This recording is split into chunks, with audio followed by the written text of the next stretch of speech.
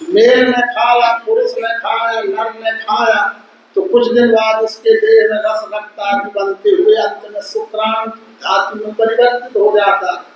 उस शुक्राणु का परिवर्तित स्वरूप माँ के पास पहुंच जाता। तो माँ का गर्भाशय उसके पालन पोषण का स्थान है। फिर 9 महीने बाद बाहर आ जाता है, फिर वही प्रक्रिया पलना बढ़ना शुरू हो जाती है। तो हम आप वास्तव में अलग अलग नाम के व्यवहार में बैठे हुए हैं, पर हम सब शुक्राणु जिया बैठे।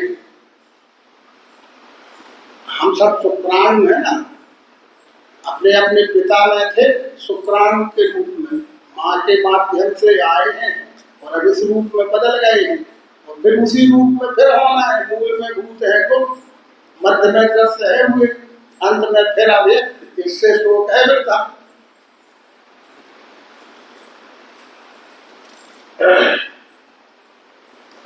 अब आगे ये लेकिन श्रीमद् भगवद गीता इसका रहस्य बोलती है, जाते हुए स्थिति में भी भोगते जो कर्म को। ये जाते हुए मान छोड़ते हुए, इस देह को छोड़ते हुए हो, चाहे स्थिति में आगे रहते हो समय हो। हम वर्तमान में हमारे देह में जीवात्मा है, ये रहता हुआ समय, तो देहांतर का समय इस देह को छोड़ता हुआ समय है जीवात्मा का। तो चाहे जाने का समय हो चाहे रहने का समय हो, दोनों समय में भोगते गुण कर्म को। गुणानुसार कर्म होता है, कर्म अनुसार फल भोग होता है। फल सुख रूप भी होता है, फल दुख रूप भी होता है। फल का मतलब बुरा ही बुरा भर नहीं होता, तो फल का मतलब सुख ही सुख भर नहीं होता। सुख भी फल है और दुख भी फल है। आधार तो कर्म है, बीज तो कर्म है, सुख दुख का। इसलिए जाते हुए स्थिति में भी भोगते गुण कर्म को। गुण ही करता है, गुण ही भोगता है, ऐसे मूढ़ नहीं जाने। एक भगवान कहते ऐसे अज्ञान की बुद्धि, ज्ञानी बुद्धि से ये जाना नहीं जाता है। फिर कैसे जाना जाता है? देखे है दिव्य चक्षु का, जो दिव्य चक्षुवान है वो ये जान जाता है। तत्वदर्शी सद्गुरु का प्रत्यक्ष अनुभव बोध, पिंड ब्रह्मांड की एकात्मता का बोध जैसे हो गया है, वो ये जानता है कि जो किया था वही मिल रहा है, जो किया था वही हम सबको प्राप्त है और जो करेंगे वो आगे प्राप्त होगा। इसमें किसी का कोई लेना देना अलग से नहीं है, कोई दोषारोपण का विषय भी नहीं है। सुख दुख भी है तो प्रेम से भोगो और आगामी जन्म सुधारना बिगाड़ना भी हमारे हाथ में है। तो उस प्रकार के जो हुआ था वो भोग के पूरा हो जाएगा, अब तो बुरा ना हो गए। इसलिए कर्मण्येवाधिकारस्ते मां फलेषु कदाचित्, कर्म का अधिकारी तू कदापि फल का नहीं। हम फल पर हमारा कोई हस्तक्षेप नहीं चल सकता, लेकिन कर्म का अधिकार तो जीव मात्र को है। पुराना किया हुआ अच्छा बुरा हमारे इसके फल पर हमारी सत्ता नहीं चलेगी, क्योंकि लिया हुआ कर्जा है, चुकाना ही पड़ेगा। और नया करने के लिए हम स्वतंत्र हैं। कौन कहता है कि तुम बुरा करो, कौन कहता है कि बुरा करो? स्वतंत्र है ना। अब करो भोगो ना, ऐसा तो हो नहीं सकता। अतः ये विचार करके संस्कारों को पकड़ो। प्रयत्नशील योगी ये अपने में स्थित है लखे, अचेत सुकर्म भ्रष्ट यत्न से भी लखे नहीं। ये भगवान कहते प्रयत्नशील योगी, प्रयत्नशील योगी यानी दिव्य चक्षु योग का मनन चिंतन करने वाले का नाम जहाँ योगी है। जो सर्वांग योग समन्वित श्रीमद् भगवद गीता का इस तरह से नित्य मनन सत्संग आदि करता रहता है, वो मननशील योगी है। कपड़ा वेशभूषा वाले योगी का यहाँ कोई विषय नहीं। एक प्रयत्नशील योगी ये अपने में स्थित है लख है। इन सब विषयों को वो अपने में देखता है, औरों की तरफ ज्यादा समय बर्बाद नहीं करता। अपना ही तो हो नहीं पा रहा, दूसरों का कसम है। हे भगवान के जीवन चरित्र में भी ऐसा ही लिखा। भगवान से एक व्यक्ति ने प्रश्न किया उनके समुदाय के बड़े बड़े लोगों के बारे में, जो उनके समकालीन थे, धार्मिक क्षेत्र के, सामाजिक, राजनीतिक विभिन्न क्षेत्रों के विभूतित्व प्राप्त थे, उनका नाम लेकर के प्रश्नकर्ता ने प्रश्न किया, इनके बारे में, अमुक के बारे में, तमुक के बारे में आपके क्या विचार हैं? आप क्या इनके लिए कहना चाहते हैं? भगवान ने मुस्कुरा के उत्तर दिया, नर नारायण ने कहा, ठीक है, आपका प्रश्न ठीक है, लेकिन हमें अपने से फुर्सत मिले तब ना हम उनके बारे में कुछ बताएं। एक ऐसे लिखा, हमारा स्वयं का व्यवहार आत्मवत है कि नहीं, यही देखने से हमें फुर्सत नहीं मिलती, तो अलग अलग नाम के लोगों की कोई लिस्ट थोड़ी हम तैयार किए हैं कि हम बताएं कि क्या है, कौन क्या है। वो जो जैसा है वो जाने, हमें कोई पता नहीं उस बात का। हमें तो हम क्या है, हमें इसी की चिंता, हमारा व्यवहार अपनवत है कि नहीं, यही चिंता में हम रहते हैं, यही कार्य हम करते हैं।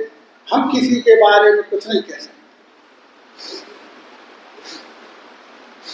ये प्रयत्नशील योगी ये अपने में स्थित है लक्ष्य, ये जो दिव्य चक्षुवान है, मननशील है, वही योगी है। वो हर विषय को अपने में देखता है, अपनी बुराइयां देखता है, अपनी कमियां देखता है, अपनी कमजोरियां देखता है, अपनी भूमिका देखता है कि मैं दिव्य चक्षु प्राप्ति के बाद किस भूमिका में, मैं कितना सत्संगी हूँ, मैं कितना सत्संग को समय दे पा रहा हूँ, मैं विज्ञानशाला की तन मन धन से बाटे में कितनी सेवा कर पा रहा हूँ, कि ऐसे विज्ञानी कहलाने वाला हूँ कि होने वाला। हर चीज के दो भाव होते हैं, कहलाने वाला हो, होने वाला। डॉक्टर भी दो प्रकार के होते, कहलाने वाले डॉक्टर साहब और होने वाले डॉक्टर साहब। वकील भी दो प्रकार के होते हैं, जिनको प्रैक्टिस नहीं करते, डिग्री है, उनको भी लोग वकील कहते हैं, पर वो प्रैक्टिस नहीं करते, कहलाने वाले और होने वाले। चाहे जहां लगाओ, नेता भी दो प्रकार के मिलेंगे, कहलाने वाले और होने वाले। हमारे भी दो प्रकार के बच्चों ना होंगे, कहलाने वाले, हम भी विज्ञानी नहीं है, कौन नहीं विज्ञानी, सब है, तो कहलाने वाले की होने वाले, तो हम ही में कहलाने वाले, हम ही कहलाने वाले और हम ही होने वाले। ये बात कह दिया भगवान ने। प्रयत्नशील योगी ये अपने में स्थित है लक्ष्य, अपने में स्थित रहो कि हम कहलाने वाले कहते मंत्र मुक्त हो रहे हैं कि होने वाले होके मंत्र मुक्त हो रहे हैं।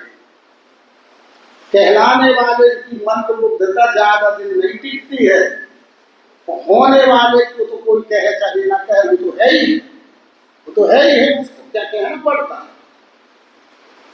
प्रयत्नशील योगी है अपने में स्थित है लखे, अचेत स्वकर्म भ्रष्ट यत्न से भी लखे नहीं।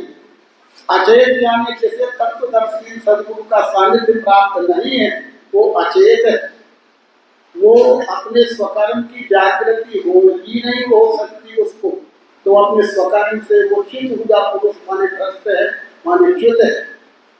अचेत स्वकर्म भ्रष्ट यत्न से भी लखे नहीं, वो प्रयत्न भी करना चाहे इस विषय को लखने का, उसको हो नहीं सकता, क्योंकि दिव्य चक्षु वो लायक है, जिस प्रकाश जो चीज दिखने की है वो प्रकाश ही नहीं है, तो वो कैसे दिखेगा। तो जिस प्रकार के प्रकाश से जो चीज दिख सकती है, वो पहले वो प्रकाश प्राप्त करो, तो उसी प्रकाश में देखने की कोशिश करो, तो बराबर दिखेगा। इसलिए अचेत स्वकर्म भ्रष्ट यत्न से भी लखे नहीं, सूर्य में स्थित जो तेज विश्व को बतला रहा, ये भगवान कहते हैं। सूर्य में स्थित जो तेज विश्व को बतला रहा, सूर्य में जो तेज है, जो ऊष्मा है, जो प्रकाश देने का सामर्थ्य है, उसमें भी अंश रूप से अग्नि का हिस्सा, और अग्नि से हम परमात्मा के साकार स्वरूप के 8 अंगों में 1/8 हिस्सा है उसमें। तो सूर्य की दृष्टि से भी और पिंड की दृष्टि से सूर्य यानी बुद्धि, मानवीय पिंड में हमारे आप में सूर्य क्या, जो बुद्धि है वही सूर्य है। तो सूर्य में स्थित जो तेज विश्व को बतला रहा, तो बुद्धि को भी प्रकाश की जरूरत रहती है। अपनी यदि मानवीय देह में बुद्धि सूर्य है तो सूर्य स्वयं प्रकाशित है, क्या है, स्वयं प्रकाशित है, अग्नि से प्रकाशित है ना, और अग्नि भी स्वयं प्रकाशित है। तो इसी प्रकार से हमारे शरीर के इंद्रिय मन बुद्धि आदि जो भी साधन है ये चित्त से प्रकाशित है, चित्त से प्रकाशित है। चित्त ही इनका कंट्रोलर भी है, प्रकाशक भी है, और वहीं से इनको कनेक्शन है। अगर चित्त प्रकाशित ना हो तो कहाँ की बुद्धि, कहाँ का मन, कहाँ की इंद्रियां, क्या। अभी एक छोटा सा पैरालाइसिस हो जाए तो फिर क्या, उठा के ले जाना पड़ेगा, कुछ भी न हो पाएगा। अब काय का झूठा अहंकार लिए बैठा रहता है।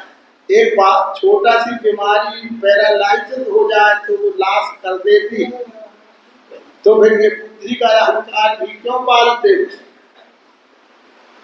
ये तो बुद्धि सूर्य में स्थित जो तेज विश्व को बतला रहा, चंद्र में जो चंद्रमा आगे मन, देह में चंद्रमा क्या है, मन, देह में सूर्य क्या है, बुद्धि। वो जो मन चंद्रमा मन सूर्य जाता, ये मंत्र बने हुए हैं। चंद्र में जो, अग्नि में जो मेरा तेज जानना, एक सूर्य और चंद्र और अग्नि में भी जो तेज है वो मेरा यानी परमात्मा के अक्षर स्वरूप में अक्षर का प्रकाश।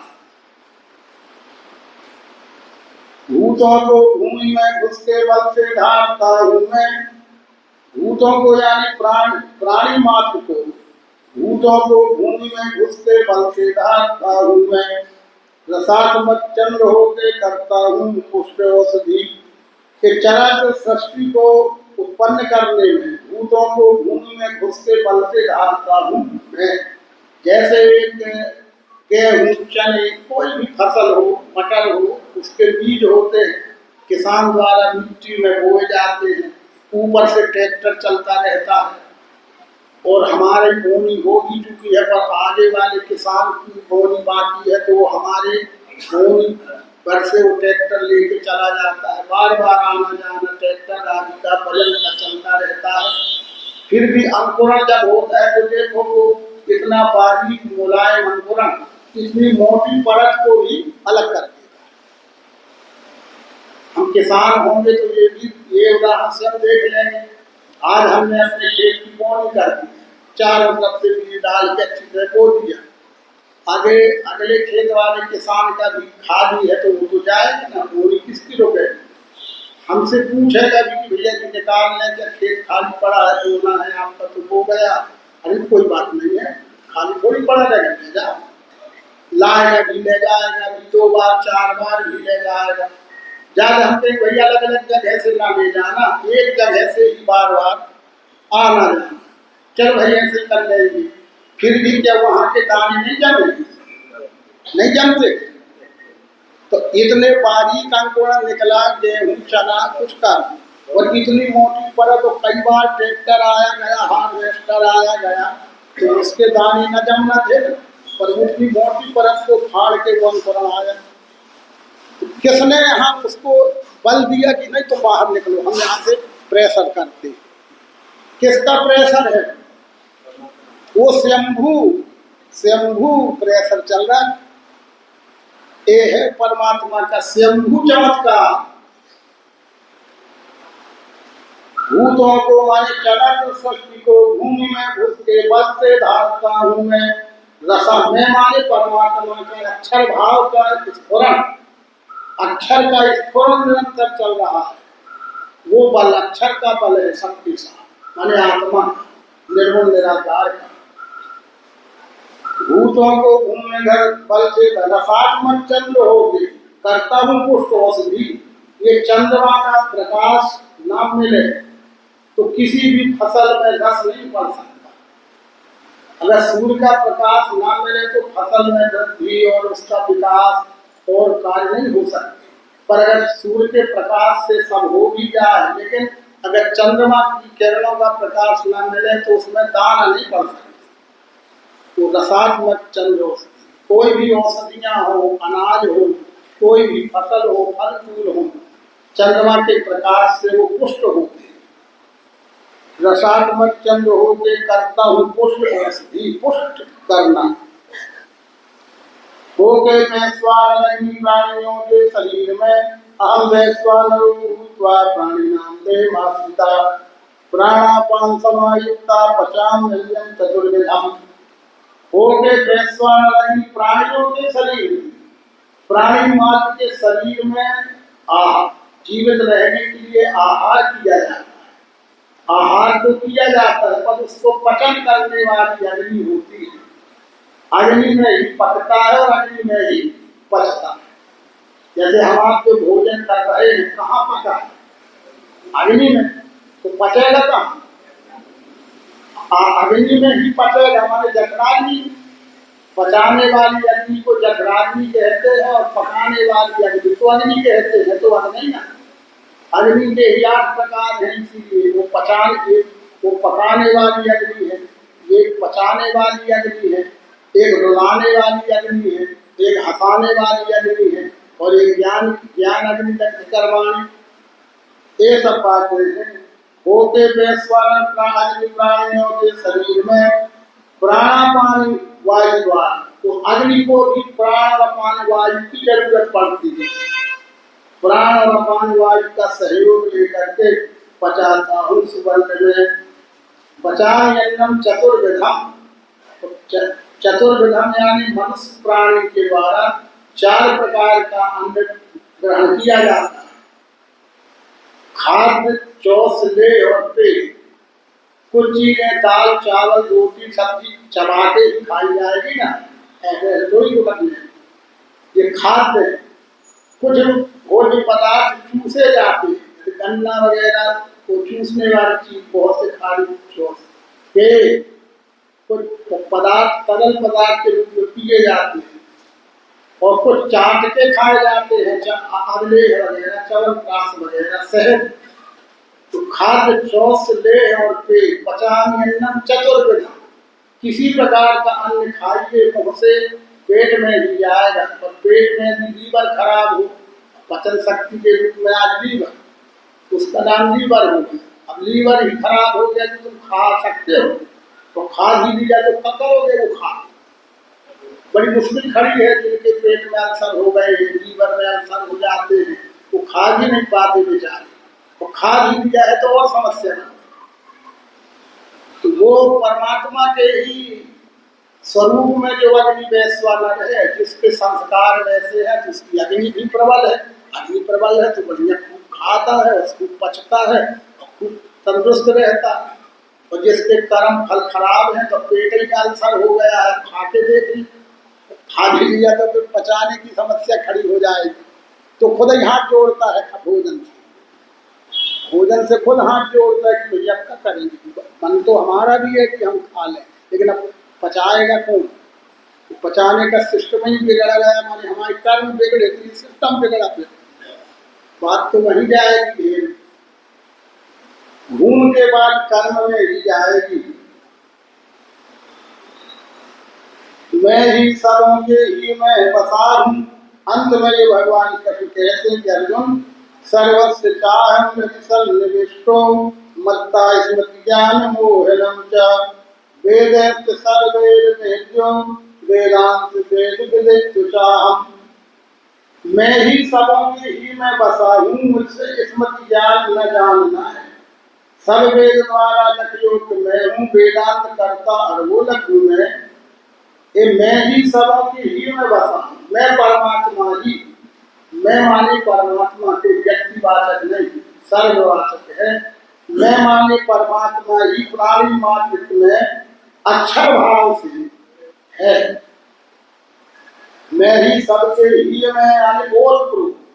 ये नाम अंतःकरण का होता है, पर अंतःकरण नाम बोल। मैं ही सबों के ही मैं बसा हूँ, मैं ओत प्रोत हूँ, पर मुझसे ही कहीं स्मृति दिखती है, तीव्र बुद्धि दिखती है, याददाश्त दिखती है, कहीं ज्ञान होना दिखता है और कहीं अज्ञान दिखता है। तो जब मैं ही सब में बसा हूँ तो सब एक समान क्यों नहीं?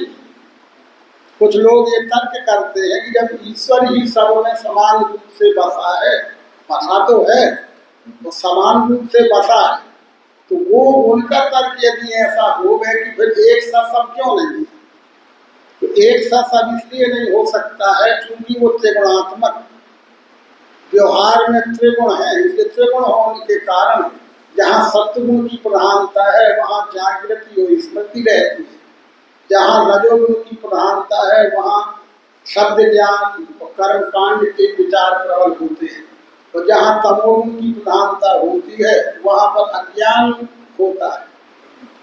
ईश्वर कम ज्यादा कहीं नहीं है, वो तो समम सर्वेषु भूतेषु तिष्ठन् सम्पदेषु, हरिव्यापक सर्वत्र समान है।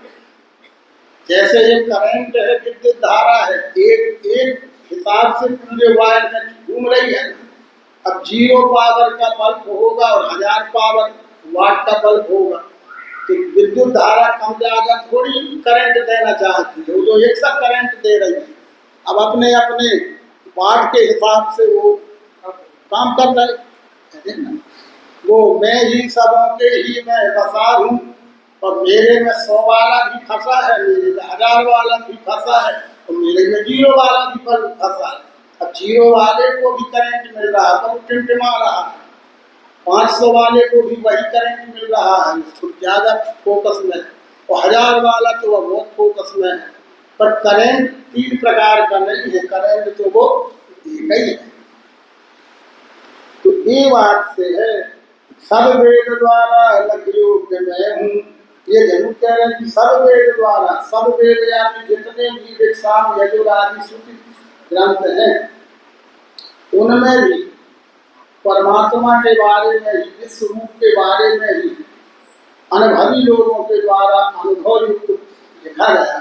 यद्यपि श्रुति ग्रंथ अनुभवी पुरुषों के ही हैं, सब भगवान ने स्वयं लिखा, पर अनुभव की दृष्टि से देखे जा सकते हैं। अनुभव की दृष्टि ना होगी तो उनका शब्दार्थ लगेगा और अनर्थ लगेगा। वही बात भगवान कृष्ण भी कह रहे हैं, सब वेद द्वारा लखियो के मैं हूँ। सभी प्रकार के धर्म ग्रंथों में तो ईश्वर के बारे में ही लिखा गया, लेकिन ईश्वर की पहचान होने के बाद ही उसको समझा जा सकता है, उसके बारे में लिखा जा सकता है, लिखे हुए को समझाया जा सकता है। ईश्वर की पहचान होने के बाद ही ईश्वर के बारे में लिखा जा सकता है या लिखे हुए को समझा जा सकता है, और बिना तत्वदर्शी से मिले ईश्वर की पहचान होती नहीं है। ये सब वेद द्वारा लखियो मैं हूँ, वेदांत करता, वेदों का लिखने वाला भी मैं हूँ, वेदों का समझाने वाला भी मैं हूँ, और वेदों का समझने वाला भी मैं हूँ।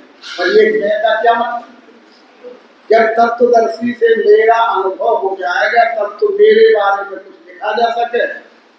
मेरा अनुभव होने के बाद ही तो उस लिखे हुए को समझाया जा सकता है, तो मेरे अनुभव होने के बाद ही समझाया जा सकता है। तो समझने वाला भी मैं हूँ, आप सब लोग कोई और नहीं हो। आप समझने वाले यदि बनते हैं तो आप भी वही, यदि ये समझाने वाला बनता है तो ये भी वही, तो जिसके बारे में समझाया जा रहा है वो भी वही है।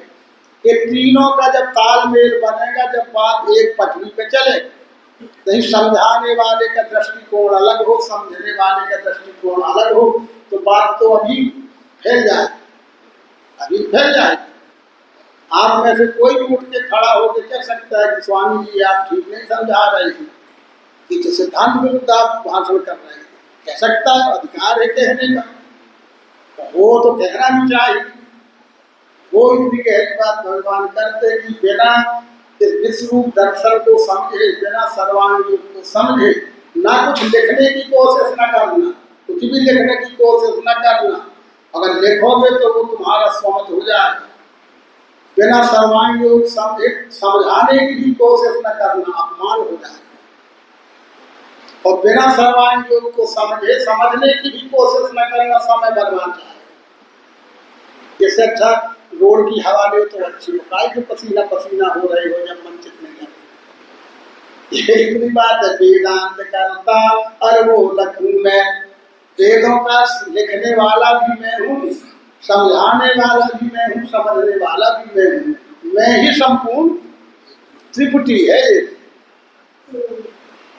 और जैसे जब दिव्य चक्षु योग से आप भी समन्वित है, ये भी समन्वित है और ये सब भी स्वरूप का भी अनुभव हो रहा है, तो प्रेम से आप समझ रहे हैं हमसे जितना बन सकता है, प्रकाश में जितना आ रहा है वो भी हो रहा है। तो प्रमाण के लिए शास्त्र हाथ में है। अब निज धी और गुरु कृपा वेद वचन यति, जब तीनों चीजें एक साथ मिल ही रही हैं तो प्रेम से हृदयंगम भी हो रहा।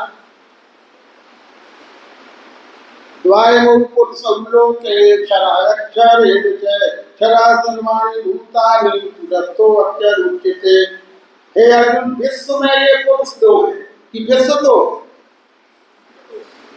क्या कहते हैं भगवान? विश्व में ये पुरुष दो है कि विश्व दो? विश्व एक है, पुरुष दो है, माने भाव दो है। विश्व एक है, भाव दो। विश्व में ये पुरुष दो है तो विश्व दो है कि भाव दो? तो भावों की अलग से कोई सत्ता होती है? भाव की अलग से कोई पृथकता रहती है क्या? पृथक सत्ता तो मूल वस्तु की रहती है, तो मूल वस्तु तो विश्व है, उसमें भाव दो है, सगुण और क्षर माने सगुण साकार और अक्षर यानी निर्गुण निराकार। तो विश्व में पुरुष दो है, उनके नाम होंगे समझने के। क्षर अक्षर नाम से एक भाव का नाम क्षर है, एक भाव का नाम अक्षर है। हमारे बाएं दाएं नाम के दो अंग हाथ हैं, ये दाया है ये बाया है। ये कहता है कि मैं दाया हूँ कि मैं बाया हूँ। हमने व्यवहार को बाया दाया कह दिया है, पर शरीर दो है कि हाथ दो है? अब बाया कहो तो दाया है और दाया कहो तो, और बाया कहो तो तुम्हारी मर्जी, दाया कहो तो तुम्हारी मर्जी। हम तो शरीर है और हमारे दो हाथ, बाएं दाएं में हम। इसी प्रकार से वो तो परमात्मा ही परमात्मा है। तो कोई साकार कहता है, कोई साकार भी वही है, निराकार भी वही है, भाव है दो। दृश्य साकार वो ही है निराकार भी वही, दोनों का धाम भी है वो। उसको अगर ऐसी कोई बात उसमें होती तो वे सूर्य का उजेला कुछ कुछ लोगों को मिलता, कुछ को न मिलता। बहुत सी ऐसी प्राकृतिक जो समतुल्यता है वो ना होती। विश्व में ये पुरुष दो है, क्षर अक्षर नाम से। क्षर कहा सब भूतों को, अक्षर कूटस्थ को कहा। उत्तमा पुरुषस्तुवन्य परमात्मा यो लोग ये बात कहते हैं कि अर्जुन पुरुषोत्तम है, न्यारा। ये न्यारा शब्द है लेकिन लक्ष्यार्थ न्यारा नहीं है। न्यारा माने ऐसा न्यारा नहीं जैसे पिता पुत्र न्यारा हो जाता है, भाई भाई न्यारा हो जाता है, पति पत्नी न्यारे, तो ऐसा न्यारा नहीं है। न्यारा माने नाम है न्यारा, बस नाम न्यारा है। चीज वस्तु दृष्टि से कुछ भी न्यारा नहीं। जैसे अनेक उदाहरण से हम रोज हम आप समझते हैं कि शक्कर और पानी का घोल है, शक्कर और पानी का घोल है, तो वो शक्कर से पानी, पानी से शक्कर अलग है ही नहीं। तो यदि उसे शक्कर अकेला कहते हैं तो पानी छूट जाएगा, और पानी अकेला कहते हैं तो शक्कर छूट जाएगा। तो क्या कहा? नाम ही है न्यारा सर्वर। सर्वर नाम की कोई अलग चीज है जिसमें न पानी हो न शक्कर हो। पानी शक्कर ना हो, शरबत पी के और पिला के बता दे कुछ हो जाए। तो वास्तव में तो पानी और शक्कर का घोल है, पर शरबत कहने से पानी शक्कर कोई नहीं पूछता कि पानी है कि शक्कर है, कोई पूछता है? शरबत है माने पानी शक्कर ही तो है, विवरण की क्या जरूरत है? शरबत माने पानी शक्कर, पर पानी अकेला शरबत नहीं है, शक्कर अकेला शरबत। तो फिर नाम ही न्यारा है ना, कि चीज न्यारी। समझो बात को, ये क्या है? पुरुषोत्तम है, न्यारा, नाम न्यारा है। साकार कहते हैं तो निराकार छूटता है, निराकार अकेला कहते तो साकार छूटता है। तो परमात्मा कह दिया तो वही साकार है और वही ऐसा न्यारा है। ये नहीं कि न्यारा माने साथ में आसमान में, या कि न्यारा माने साथ में नीचे पाताल में। गोलोक क्षीरलोक वैकुंठ, ये बात नहीं, नाम नहीं आ रहा है बस। अब खीर, खीर खिला, दूध दूध चावल ना रहे, दूध चावल ना मिलाना, खीर खिलाना, हो जाए बस। शरबत पिलाना, शक्कर पानी ना पिएंगे, हमको बहुत पिए शक्कर पानी और शरबत पिला। दूध चावल खूब खा चुके, खीर खिलाना का खिला पा।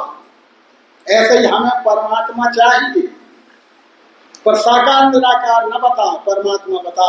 अरे क्या है, ऐसे तो हम लोग कह रहे कि हमें तो परमात्मा बता, साकार निराकार न बता, पांच तत्व तीन गुण साकार निराकार न बता। महाराज खूब सुख जो दे, हमें तो परमात्मा दिखाओ, हमें तो परमात्मा दिखाओ। तो का देख लेगा, का दिखा देगा। अरे पांच तत्व तीन गुण साकार नहीं देखना चाहते हैं, अस्थि भांति निर्गुण निराकार नहीं जानना चाहते हैं, हमें तो परमात्मा दिखा। कैसे देख पाओगे, कैसे दिखा पाओगे। इसी प्रकार से पुरुषोत्तम है न्यारा, उसको परमात्मा कहे, वो तीनों लोक में घुस के राखे अव्ययी सबो। यस्मात् छकमती तो अमच्चाचार्य उत्तमा, लोके वेदे च प्रतिता पुरुषोत्तमा।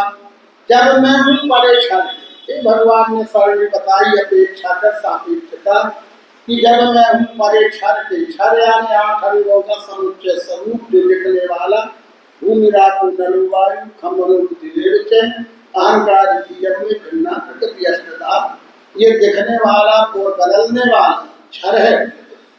जब मैं इसके परे यानी इसके इसमें ओत प्रोत, परे यानी ओत प्रोत अक्षर भाव है, तो क्षर अक्षर के दोनों भावों को अपने में समन्वय करने वाला नाम पुरुषोत्तम भाव है। इससे वेद शास्त्रों में पुरुषोत्तम है कहा। इस रीति जो मुझे ज्ञान जाने है पुरुषोत्तम, ये भगवान श्री कृष्ण कहते क्या, इस रीति जो मुझे केवल साकार मानता है या जो केवल निराकार मानता है, वो मानने वाले भी तो मेरे ही में तो हैं, लेकिन वो अधूरे हैं, एकांगी है, एक देशी है। मुझे केवल साकार कहना या मुझे केवल निराकार कहना, ये एक देशी है। पर इस रीति यानी ये वस्तु अधिष्ठान सामने रखकर पिंड ब्रह्मांड का अपने सहज सब में प्रयोग में मिलान करने की रीति, इस रीति से, अपने अपने मन की रीति से ना होगा। इस रीति से जो मुझे ज्ञान यानी शब्द ज्ञान नहीं, परोक्ष ज्ञान नहीं, अपरोक्ष ज्ञान ज्ञानी जाने है वो सुख, वो सर्वज्ञ भजे मुझको भारत सर्वभाव से। ऐसा ये शास्त्र का भी निष्पात तुझसे कहा, इसको जानने वाला होता है मुक्त बुद्धिमान।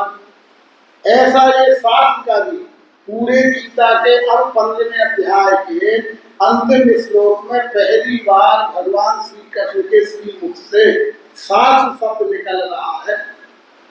शास्त्र माने प्रिंट नहीं, किताब नहीं, वो भी शास्त्र है, अनुमान नहीं है उनका, लेकिन यही विषय उनमें भी लिखा है कि इसलिए उन्हें शास्त्र कहना कुछ गलत नहीं है। लेकिन कृष्ण जी की दृष्टि में ऐसा ये शास्त्र का भी, शास्त्र यानी प्रकृति नियम, ये विश्व ही प्रकृति, ये विश्व ही अपने आप पूरी किताब है, ये अपने आप में स्वयं शास्त्र है। इसको जानने समझने का बीज यानी विधा सर्वांग योग है, जो सर्वगम है। इसलिए ऐसा ये शास्त्र का बीज सर्वांग योग में स्थायी बीज है। इसी श्रीमद् भगवद गीता में भगवान श्री कृष्ण ने धर्म का बीज कहा। अर्जुन मेरा और तेरा संवाद ये धर्म का बीज है। भगवान मायन जी ने कहा कि सर्वांग योग ये दिव्य चक्षु का बीज है, और यहाँ श्री कृष्ण जी शास्त्र का बीज कह रहे हैं, सब की एक ही है। ऐसे ये शास्त्र का बीज निष्पात से कहा, इसको जानने वाला, इसको यानी विशेषण लगा कि चाहे जो कुछ जानने वाले नहीं, इसको जानने वाला सगुण निर्गुण साकार निराकार का विवरण सहज प्रयोग सहज जानने जनाने वाला होता है मुक्त। वो सब प्रकार के संशय भ्रम से मुक्त हो जाता है और वही बुद्धिमान है। ये मैं बोध होते ही मुक्ति है। इस तरह से